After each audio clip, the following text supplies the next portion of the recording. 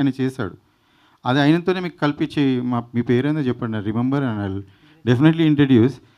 అదే అంటున్నాను, మీరు ఇండస్ట్రీలోనే ఫస్ట్ టైం ఆయన చేసేది. ఆయన పెద్ద ఇప్పుడు డిస్నీ హైర్ చేస్తుంది, ఇంతకుముందు హాట్‌స్టార్.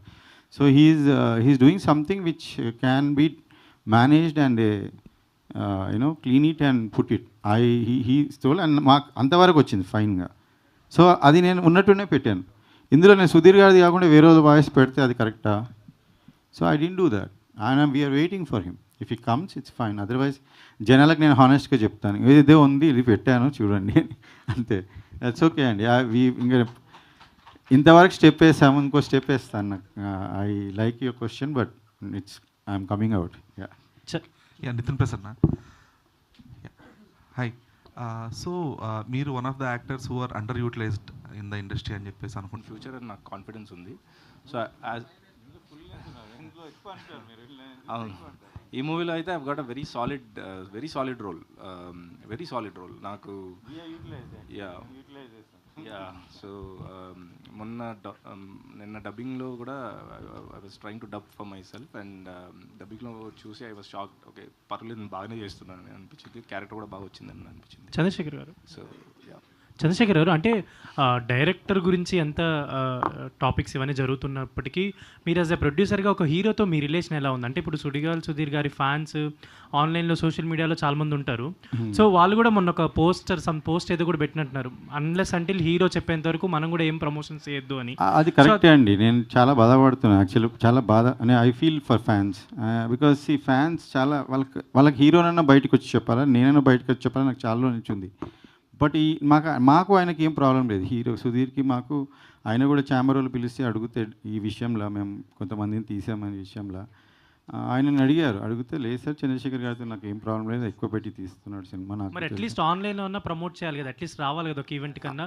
మీరేమైనా మాట్లాడేమైనా జరిగింది? నేను అదే చెప్తున్నా, ఈరోజు నేను ఫ్యాన్స్కైనా నేను సారీ చెప్తున్నా. వాళ్ళు చాలా రోజు నుంచి వెయిట్ చేస్తారు, ఆయన్నే రిప్లై ఇవ్వాలా. కాకపోతే ఐ థింక్ వెయిట్ చేయండి, everything is going to work out. ఎందుకంటే ఛాంబర్లో ఉంది పిటిషన్. ప్లస్ ఇంకోటి మీకు నేనేం దాచుకోవట్లేదు. ఈరోజు ప్రెస్ వస్తుంటే నేను మాట్లాడతాను, నేను చెప్తున్నా. Because what is fact, I don't want, I have nothing to hide, చెప్పేస్తున్నా. ఆయన ఇంతకుముందు కూడా మీరు ఇప్పుడు నన్ను అడిగినట్టే ఆయన అడిగే సందర్భాలు మీకు కూడా దొరికిండొచ్చు. ఆయన 2-3 జాగాలు కానీ చాలా జాగాలు మీరు అడుగుతుండో లేదో తెలియదు, ఆయన చెప్తుండో లేదో నాకు తెలియదు.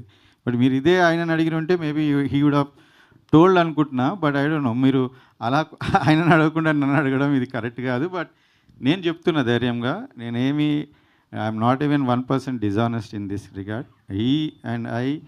ఆయన వర్క్ చేయాలనే చెప్తున్నాను. ఆయన ఇంతకుముందు చిన్న ఇష్యూస్లో కూడా వరి అవుతుంటే సినిమా నడుస్తున్నప్పుడు నేను ఎప్పుడు ఆయనకు ఒకటే చెప్తుండే, ఎవరి మీద నేను కంప్లైంట్ చేయలేదు. నేను 2 సినిమాలు ప్రొడ్యూస్ చేసే ఎక్స్పీరియన్స్ ఉంది. కాకపోతే 30 years నేను సినిమా వాళ్ళతో తిరిగాను. నేను వాళ్ళు హీరోస్ అనేది నాకు చాలామందితో చాలా బాగా రిలేషన్స్ ఉంది. ఈరోజు నేను వాళ్ళ ఫ్యాన్స్ కూడా చెప్తున్నా, ఒక హీరో రాకుంటే మీరు బాధపడద్దు, నేను మిమ్మల్ని ఎంతమంది అంత హీరోలు తీసుకొస్తా నాకు ఇంకా నెక్స్ట్ ఈవెంట్స్ అవసరం ఉంటే.